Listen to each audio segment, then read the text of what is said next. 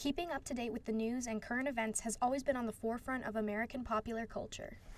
However, in the information age, we are constantly finding new ways to get our information more quickly.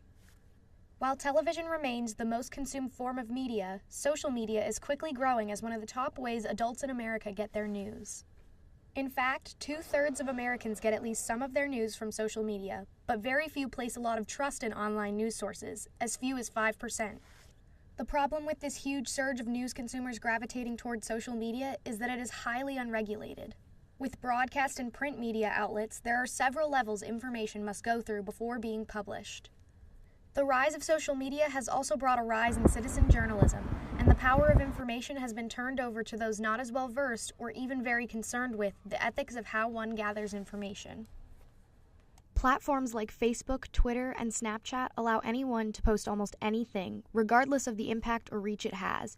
And while these platforms are trying to improve their security measures, when it comes to the dispelling of misinformation, the responsibility for gatekeeping largely falls on individuals. This can be dangerous. Take, for example, the amount of misinformation spread during the mass shooting in Parkland, Florida. Doctored tweets, which showed a reporter from the Miami Herald asking for photos and video of the dead bodies, spread across the internet like wildfire, when they were in fact fabricated. This kind of high stakes and rapid dissemination of misinformation is leading to an age where individuals must be media literate enough to filter out non-credible news sources. Dr. Jennifer Howie, a communications professor at the University of Alabama, believes that teaching people media literacy will really help with this trend of fake news. Having that mix in content between the more traditional news sources and the more citizen journalism has definitely made it trickier for news consumers to figure out what's real, what's not, what stuff should I be using to know what's going on in the world. Social media platforms have largely taken the perspective of the onus being on the consumer. And so when you use the platform, you agree to consume the information. And we're now seeing some pushback to that perspective, that people are wanting social networks to take a little more ownership over what content is allowed to be posted, because people can't be really informed consumers all the time. That would be exhausting. And so if social media platforms take a little bit more of the responsibility and say, we're going to try to weed out some of the bots so that you're not getting information that's either totally false or is completely framed from one perspective, that could be helpful. The slippery slope is then how much of that do we let social media platforms censor themselves? How much of that is okay? When do they stop doing the censorship of bots or of maybe actual individuals, and then put the onus back on the consumer, that the consumer has to figure out, is this good information, is it bad information?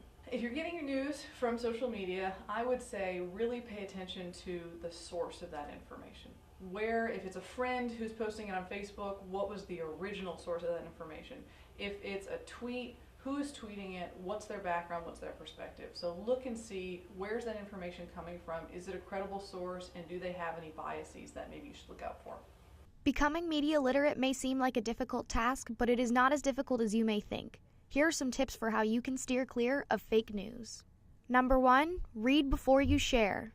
We've all been guilty of just glancing at headlines and quickly hitting the share button without a second thought. But companies that create falsified stories are aware of our habits when it comes to only giving things a cursory glance. Always read an article entirely before you decide to share it with others, especially when it comes to articles with eye-catching headlines. Number 2, check the source. In the same way you would question your plumber's expertise when it comes to information about cancer, you should question the authority someone has to write articles about certain topics.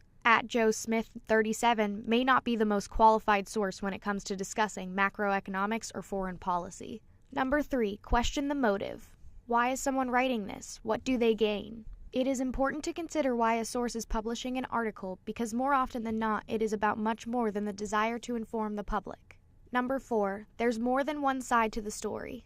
While it is important to consider the voices that are included in an article, it is also important to consider who is not included. Number 5, consider your reach. Even if you follow none of these other tips, at least take a moment to consider the impact of you sharing this information. It may seem small, but each time someone shares an article from a non-credible source or an article that includes false information, they help to spread misinformation. There is no way to completely eliminate non-credible sources on the internet. It is just too vast. But if we each take the time to slow down and think through our social media habits, we might be able to make the social media landscape a friendlier place to credible journalists and information.